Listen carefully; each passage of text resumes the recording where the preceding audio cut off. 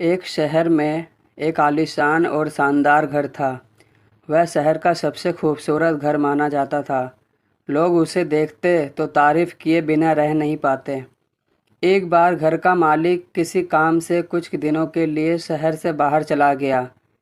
कुछ दिनों बाद जब वह वापस लौटा तो देखा कि उसके मकान से धुआं उठ रहा है।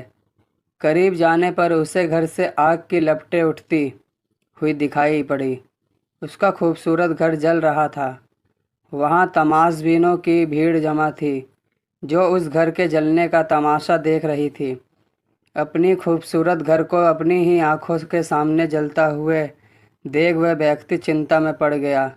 उसे समझ नहीं आ रहा था कि अब क्या करे, कैसे अपने घर को जलने से बचाए। वह लोगों से मदद की गुहार लगाने लगा कि वह किसी भी तरह उसके घर को जलने से बचा ले। उसी समय उसका बड़ा बेटा वहाँ आया और बोला, पिताजी घबराइए मत, सब ठीक हो जाएगा। इस बात पर कुछ नाराज होता हुआ पिता बोला, कैसे ना घबराऊं, मेरा इतना खूबसूरत घर जल रहा है। बेटे ने उत्तर दिया, पिताजी माफ़ कीजिएगा, एक बात मैं आपको अब तक बता नहीं पाया था।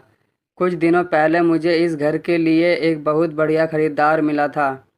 उसने मेरे सामने मकान की कीमत की 3 गुनी रकम का प्रस्ताव रखा। सौदा इतना अच्छा था कि मैं इनकार नहीं कर पाया और मैंने आपको बिना बताए सौदा तय कर लिया।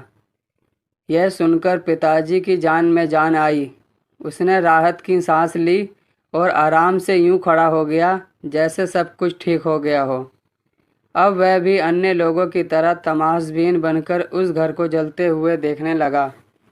तभी उसका दूसरा बेटा आया और बोला, पिताजी हमारा घर जल रहा है और आप हैं कि बड़े आराम से यहाँ खड़े होकर इसे जलता हुआ देख रहे हैं। आप कुछ करते क्यों नहीं? बेटा, चिंता की बात नहीं है। तुम्हारे बड़े भाई ने ये घर बहुत अच्छे दाम पर बेच दिया है। अब यह हमारा नहीं रहा, इसलिए अब कोई फ़र्क नहीं पड़ता, पिता बोला। पिताजी, भैया ने सौदा तो कर दिया था, लेकिन अब तक सौदा पक्का नहीं हुआ है। अभी हमें पैसे भी नहीं मिले हैं। अब बताइए, इस जलते हुए घर के लिए कौन पैसे देगा?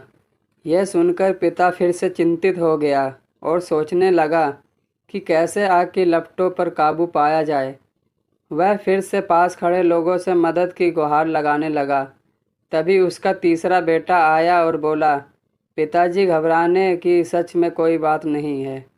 मैं अभी उस आदमी से मिलकर आ रहा हूँ जिससे बड़े भाई ने मकान का सौदा किया था।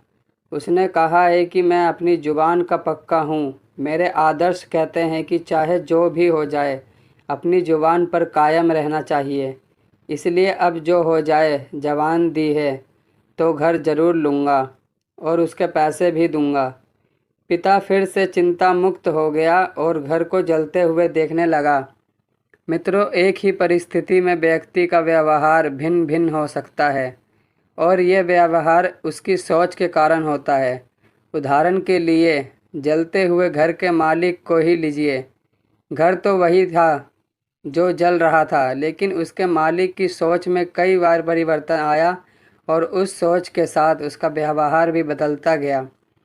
असल में जब हम किसी चीज़ से जुड़ जाते हैं तो उसके छिन जाने पर या दूर हो जाने पर हमें दुख होता है। लेकिन यदि हम किसी चीज़ को खुद से अलग कर देखते हैं तो एक अलग सी आज़ादी महसूस करते हैं और दुख हमें छूता तक नहीं है। इसलिए दुखी होना और ना होना पूर्णतः हमारी सोच और मानसिकता पर निर्भर करता है। सोच पर नियंत्रण रखकर या उसे सही दिशा देकर हम बहुत से दुखों और परेशानियों से न सिर्फ बच सकते हैं बल्कि जीवन में नई ऊंचाइयां भी प्राप्त कर सकते हैं। दोस्तों, उम्मीद करता हूँ आपको हमारी कहानी पसंद आई होगी। अगर कहानी पसंद आई है तो वीडियो को लाइक करें, चैनल पर नए हैं तो चैनल को सब्सक्राइब करें और नोटिफिकेशन बेल को ज़रूर दबाएं ताकि आने वाली अपडेट सबसे पहले आपको मिले।